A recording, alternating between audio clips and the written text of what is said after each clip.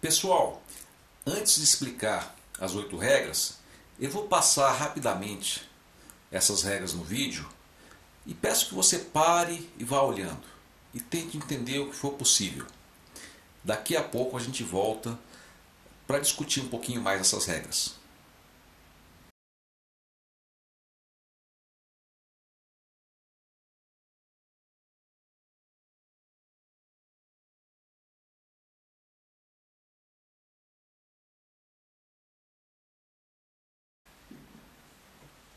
Pessoal, agora eu queria discutir rapidamente as chamadas 8 regras dos espaços vetoriais. Como eu disse antes, aquelas regras de multiplicação por constante e soma têm que satisfazer essas 8 regras para que o espaço seja considerado, para que o conjunto de vetores e regras seja considerado um espaço vetorial. Mas eu não queria perder muito tempo também com isso, porque na verdade só dá para entender isso mais com exercícios. É muito mais fácil entender o que são essas regras para ser um espaço vetorial quando a gente faz o exercício e vê alguns exemplos que não são espaço vetorial. Mas para não quebrar a sequência da explicação, eu vou tentar passar rápido por essas regras para não perdermos muito tempo. Ok? Pessoal, a primeira regra é essa aqui.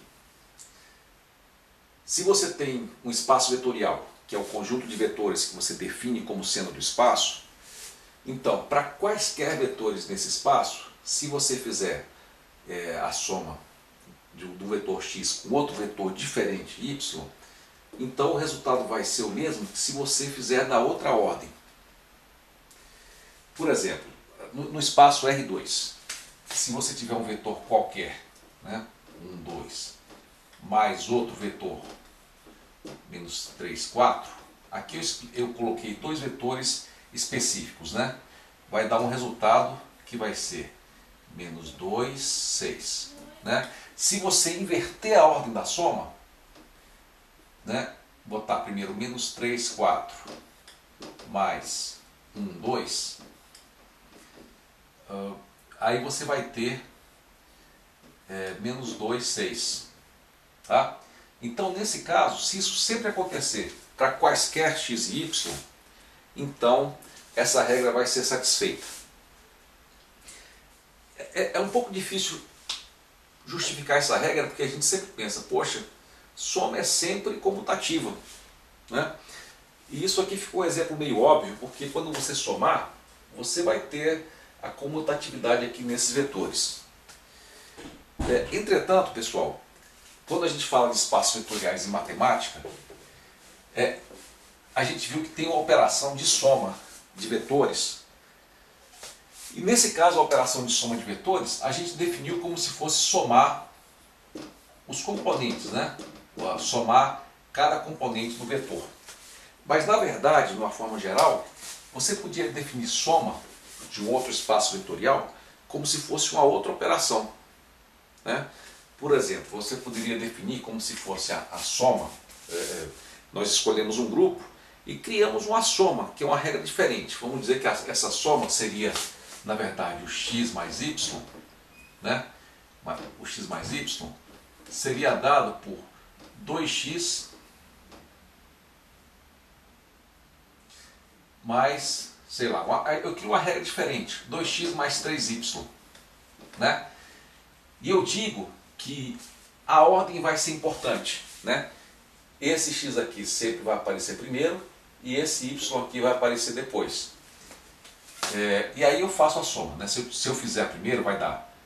Vamos supor que o x seja 1, 2. Né? Então eu vou ter 2 vezes 1, 2,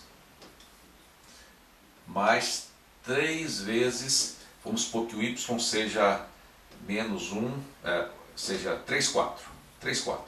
Ok? Quanto é que vai dar isso? Né? Vai dar 2 vezes 2. Né? Quanto é que vai dar essa operação aqui? Vai dar 2 mais 9, 11. E aqui vai dar 4 4 mais 12, 16. E se eu trocasse, né? Se eu trocasse a sequência, aí eu ia ter 2 vezes 3, 4, mais 3 vezes 1, 2. Então eu vou ter 2 vezes 3, 6, mais 3, 9. Né?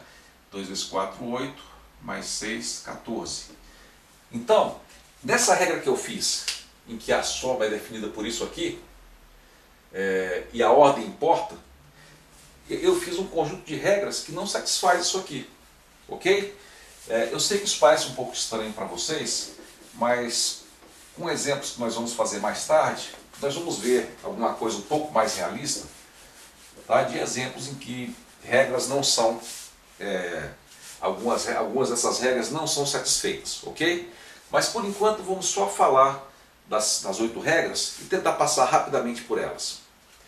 A outra regra é a seguinte: se você tiver 3 vetores no seu espaço, então vale essa regra aqui, seria a regra associativa. Agora vamos à regra 3. Essa regra 3 é uma das que eu gosto mais porque ela é muito útil. Ela diz o seguinte: no espaço vetorial, é um conjunto de vetores. O que ela diz é que o espaço vetorial sempre tem que ter um vetor nulo. Quando você define essa regra de soma, tem sempre que ter um vetor. Quando você soma, faz a operação de soma desse vetor com o vetor nulo, dá o próprio vetor. Tá?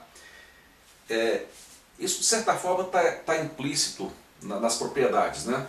Quando nós dizemos que se você tiver uma constante qualquer, né, positiva, negativa ou nula, vezes um vetor qualquer do espaço, dá um outro vetor do espaço, e esse vetor tem que estar no espaço, o que acontece? Imagine que você tem um vetor aqui x não nulo. Se essa constante for zero, qual vai ser o resultado aqui?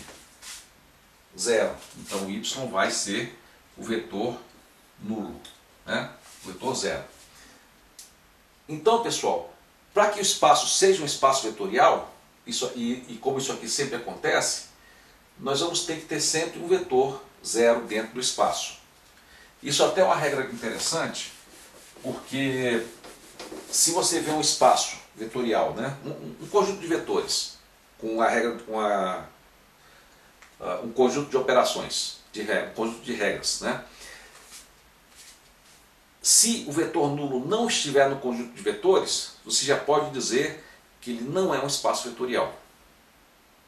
Ok? Então a regra para você prestar atenção, e é muito útil para dizer quando o espaço não é. Se você já vê que ele não possui um vetor nulo, que o vetor nulo não está incluído no seu conjunto de vetores do espaço, do seu conjunto de vetores que você escolhe, então esse conjunto não pode formar um espaço vetorial. Ok? Aqui temos a regra 4. Para cada x, vamos supor um x, né? 1, 2. Existe um vetor menos x, de tal forma que se você somar o x com o menos x, dá o vetor nulo. No caso desse aqui, qual seria o menos x? Seria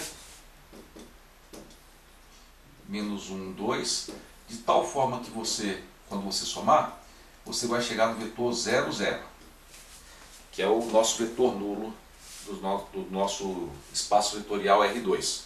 Né? Então, para que seja um espaço vetorial, essa regra tem que ser seguida. Para qualquer vetor x, tem que ter um outro vetor menos x, que é também do grupo de vetores do espaço vetorial, de tal forma que a soma deles dê 0.